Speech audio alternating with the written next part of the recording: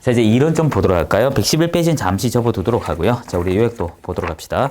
43페이지 보면 거래계약서 나오죠. 일단 거래계약서는 확인 설명서 비교 문제로 꾸준히 나오는데 많이 나와도 두 문제 정도라고 보시면 돼요. 자, 일단 43 보도록 해요. 43페이지. 자, 양걸로 1번에 보시면 개업 공인중개사는 중개 대상물 관하여 중개 완성된 때 일단 중개 완성이 될 때 함께 나가는 것이 거래계약서 확인 설명서 업무 보증서입니다. 이러하게 완성될 때 거래계약서 작성 누가 개공이 그리고 당사자 교부 누가 개공이 당사자에게 몇 년간 보관한다? 5년간. 해서 꼭 기억하셔야 될 게 이 부분이고요. 그리고 이때 작성은 의무적인 건 개공이고 소공도 가능합니다. 하지만 교부와 보관만큼은 개공이 한다. 꼭 기억을 하셔야 돼요. 그리고 보관할 땐 사본이지만 교부할 땐 원본이다. 이것도 기억을 하시고요. 자, 2번은 국토교통부 장관은 개공이 작성하여 거래계약서 표준인 서식을 정하여 그 사용 권장할 수 있다 했는데 꼭 기억할 것이 우리가 앞에 일반 중개의 경우 법정 서식이면서 권장, 정속 중개와 확인 설명서는 법정 서식이면서 의무, 그리고 거래계약서는 순수 권장 서식이다. 꼭 기억하셔야 돼요. 3번, 이때 우리가 기억할 것이 개공과 다소공입니다. 중개법인이 나오면 대표자, 분사무소 나오면 책임자. 따라서 개공과 당의 중개 행위를 한 소공, 대표자와 당소공, 책임자와 당소공. 네 번째, 이거 시험 잘 나온다 했죠. 일반적으로 개공이 서식을 위반하게 되면 업무정지지만 거래계약서에 거짓으로 이중으로 정석중개에서 공개할 것을 미공개에서 공개하면 상치로 간 다음에 안 받는다면 업무정지 계속 강조했고요. 그리고 5번은 그대로 읽어보시면 됩니다. 자, 필요적 기재사항은 여러분이 어떤 종이 적더라도 이런 기재사항만 있다면 어떤 종이어도 관계없어요. 하지만 여러분이 못 적는다면 이런 양식은 적어줘야 된다. 이런 논리를 펴고 있죠. 1에서 동그라미 9번까지 여러분이 외우는 방법은 밑에 적혀져 있는데 특히 3번, 6번, 8번이 잘 나옵니다. 계약연 월일이 아니고 계약일이고 6번에서 기억할 것이 권리 이전의 내용입니다. 어떤 권리가 넘어가는지 거래계약에 그리고 확인 설명서 교부일자 기억해 주기 바라고요. 밑에 확인 설명서 거래계약서 비교 문제 꾸준히 나오니까 차이점 관점에서 봐주셔야 됩니다.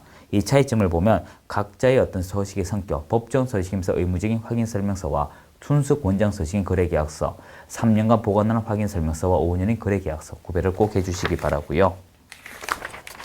여기서 제가 보충 하나 더 하자면 여러분 그게 있습니다. 거민제도는 의무적인 게 아니에요. 만약에 의뢰인이 개업 공인중개사에게 거래계약 거민 신청해달라고 요청을 하더라도 이를 거부할 의사가 있습니다. 강제사항 아니에요. 자, 이제 44페이지 부동산 거래 신고를 보기 전에 우리 수업 중에 많이 했죠. 먼저 몇 페이지를 보시냐면 전체 도식을 좀 볼게요. 49페이지를 보세요. 저는 책이 아니어가지고 이렇게 보는데 좀 복잡한데 여러분은 그 스프링 링이라도 하나 준비하시기 바랍니다. 이거 뭐 실제 그 학원가에는 이거 거래하는 거지만 여러분한테 그걸 무료로 또 안 받게 제가 해드렸어요. 그 49페이지 보시게 되면 부동산 거래 신고 절차도라고 나오지 않습니까? 그 위에 이런 말이 있죠. 공인중개사법 개정으로 법률 삭제되었습니다. 하고 안 하고 여러분 선택이지만 작년도에 한 문제가 실제 나온 건 사실이에요. 자, 일단 부동산 거래 신고 대상물은 현존하는 것으로서 토지와 건축물. 이때 토지는 대상물이 농지다, 임야다 이런 것이지 토지이면 충분하고요. 건축물이면 충분합니다. 이때 동그라미 1번은 현존하는 거예요. 그리고 동그라미 2번, 3번 묶어서 취득할 권리라고 해주기 바랍니다. 그래서 여러분이 전국의 모든 토지, 전국의 모든 건축물, 전국에 취득할 권리로서 정비법에 관한 입주권, 주택법에 관한 분양권 이 네 가지죠. 네 가지를 당신들이 매매한다면 어떻게 할까? 부동산 거래 신고로 가고요. 아니라면 거민으로 가겠다는 그림이 있어요. 하디에서 주의란 말이 나오죠. 여러분이 요 그림을 보기 전에 요거 하나 봐주세요. 우리가 신고에서 기억할 것이 이것입니다. 일단 이 주택 거래 신고입니다. 좀 날려쓸게요, 여러분. 이때 주택은 아파트만 들어가는 겁니다. 평수 제한 없이. 그리고 거래는 유상 거래이면 충분하고 신고를 하는데 이때 이 신고가 15일이에요. 그리고 이 부동산 거래 신고는 60일입니다. 결과적으로 이 대상이 겹치기 때문에 위에 걸 하게 되면 아래 건 할 수가 없어요. 그래서 이걸 하게 되면 하지 않는다. 일방통행이다. 기억을 하시고요. 그리고 이때 또 기억할 것이 이것입니다. 이때 거래가 나오는데 이 거래 주체가 누구냐가 중요합니다. 이것이 당사자가 직거래를 하게 되면 이거는 공동신고가 돼버리고요. 그러면 주택법으로 가버립니다. 그것을 개공이 작성하면 개공이 신고하게 돼 있어요. 그리고 아래도 마찬가지입니다. 당사자가 직거래를 하게 되면 공동신고로 가게 되고요. 그리고 개공이 하게 되면 개공이 신고합니다. 자, 근데 여기서 짚고 넘어가야 될 게 이거예요. 위에 공동신고 이쪽으로 가게 되면 이는 주택법으로 간다라고 방금 말씀드렸습니다. 주택법. 하지만 이 나머지의 경우는 우리 공인중개사법을 따라오게 돼 있다 하는 것도 기억을 하셔야 돼요.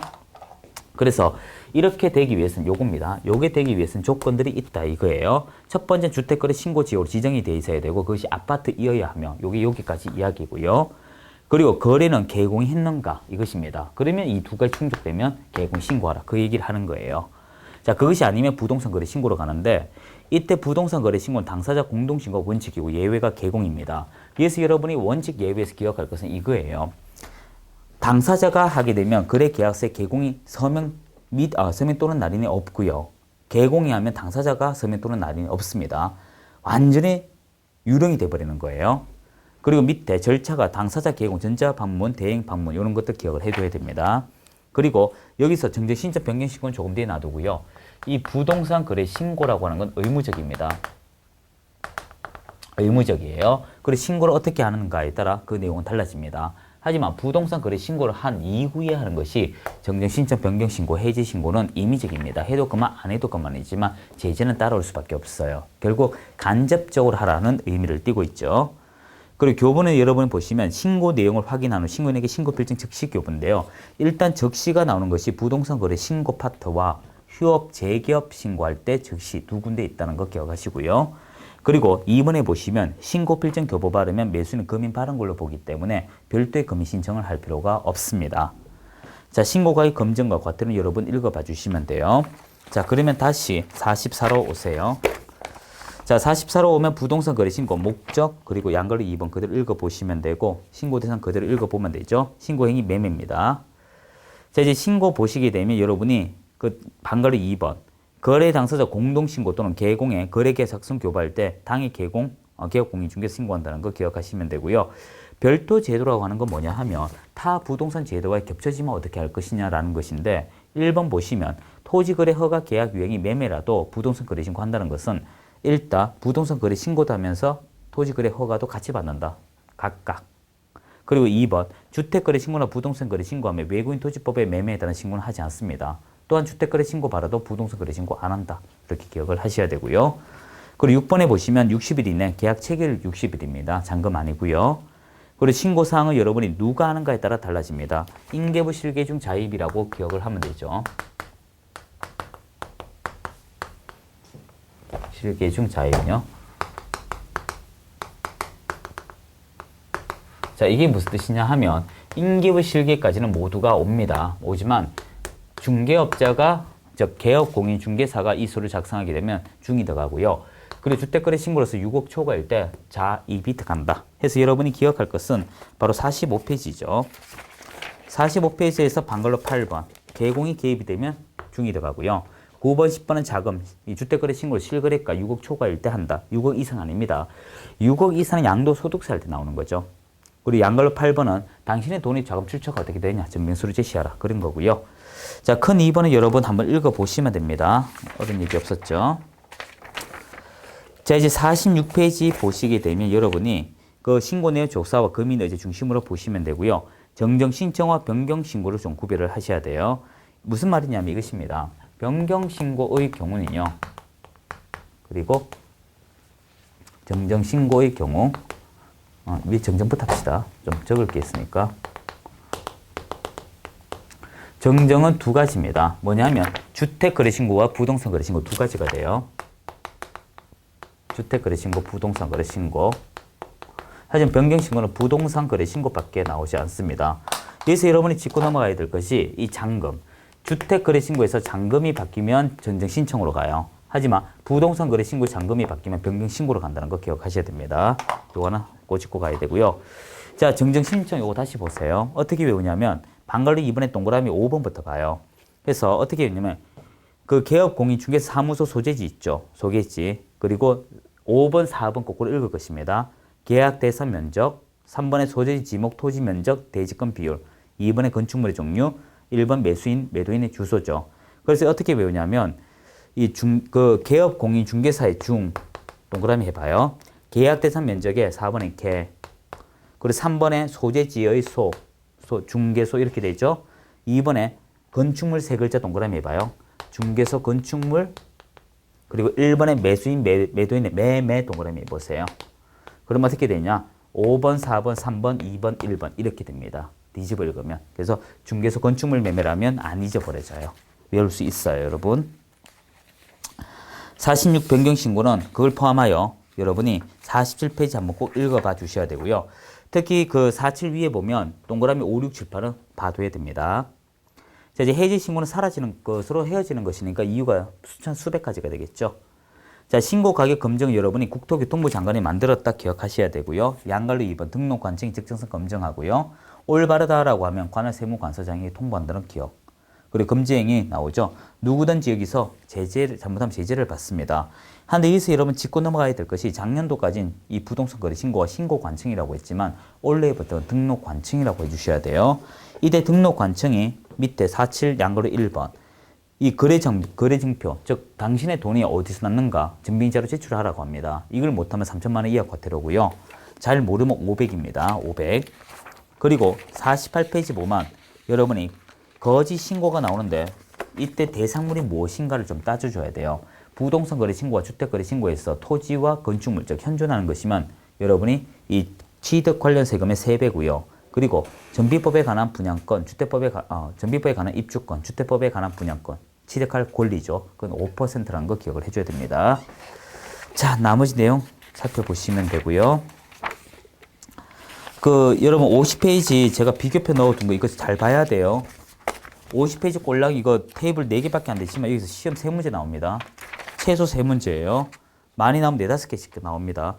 이거 좀 더 보충하자면요. 여러분 여기다 보충 하나 하세요. 법제처 들어간 다음에 법령정보센터 들어가거나 법제처 치면 나와요. 법령정보센터라고 치면 될 겁니다. 여기다 부동산 거래 신고라고 친 다음에 양식을 다운받으셔야 돼요. 양식 다운받으셔야 됩니다. 자, 이제 51페이지 손해배상 이야기죠. 자, 손해배상 여러분 기억할 것은요. 일단 원인과 결과 이야기를 잘 해야 됩니다. 위에 손해배상 의무 보시면 개공의 규칙사유는 크게 2가지예요. 고의 또는 과실인데 모든 과실을 이야기하고 주산치 경과실이죠. 두 번째 타인에게 사무소 제공입니다. 자, 이때 재산세 피해에 대해서만 손해배상하지 나머지 손해배상이 없어요. 그리고 이를 인과관계를 밝혀야 될 것은 의뢰인 입장입니다. 그래서 입증을 책임을 지는데 이때 기간이 필요하죠. 한 날로부터 3년, 그 행위를 한 날로부터 10년. 그렇게 되죠. 자, 그래서 여러분이 그 날을 기준으로 이제 손해배상 책임을 요구할 수가 있고요. 자, 이제 보존 설정을 여러분이 기억할 것은 그 2번째 그림이에요. 일단 일을 하기 전에 업무 보존 설정을 하되 이때 기억할 것은 개공이라면 다 해야 됩니다. 그래서 특히 특수법인의 경우도 한다는 거 기억을 하시고요. 그리고 변경과 요건 읽어보시면 되고 손해배상 지급은 15일 안에 이루어지는데 그러니까 지급하고 나서 10일 안에 이루어져야 될 것이 있는데 소멸성이라고 하면 돈을 다시 어떻게 채워 넣는 겁니까? 재가입입니까? 재가입이고요.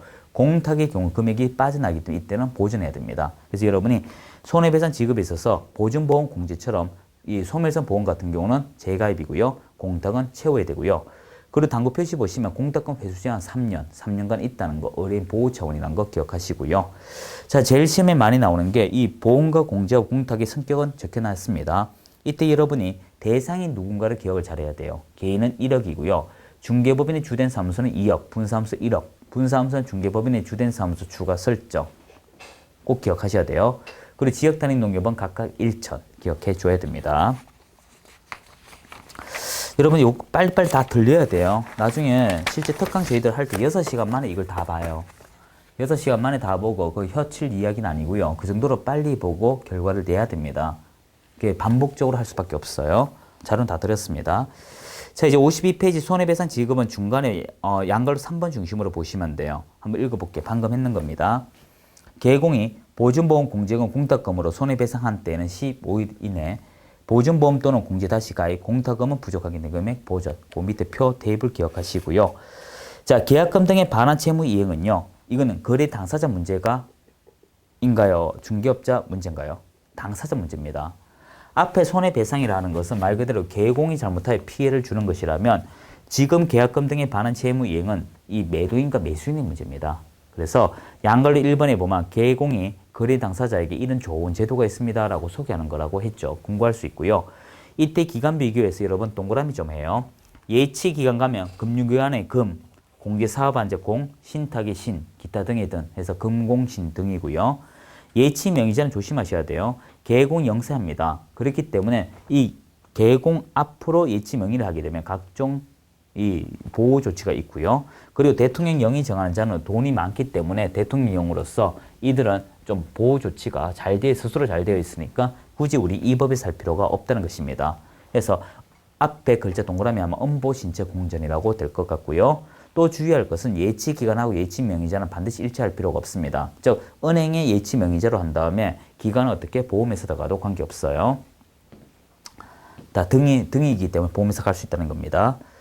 자, 3번 개공의 명의 예치 나오죠. 1번은 분리관리, 2번은 당사 동의가 있어야 인출 가능, 3번 이 직업보증 설정을 하라 그런 말을 하고 있고요. 사전 수령은 여러분이 두 번째 줄 이 보증서를 예치 명의자에게 가져다 주면 돈 수령할 수 있다. 꼭 기억을 하셔야 됩니다. 자, 여기까지가 이번 시간의 문제들이에요. 자, 요걸 바탕으로 제가 이제 문제풀이 들어가 보도록 하겠습니다. 꼭 111페이지죠. 자, 여기부터는 잠시 쉬고 우리 문제 한번 들어가 보도록 하죠. 예, 수고하셨습니다.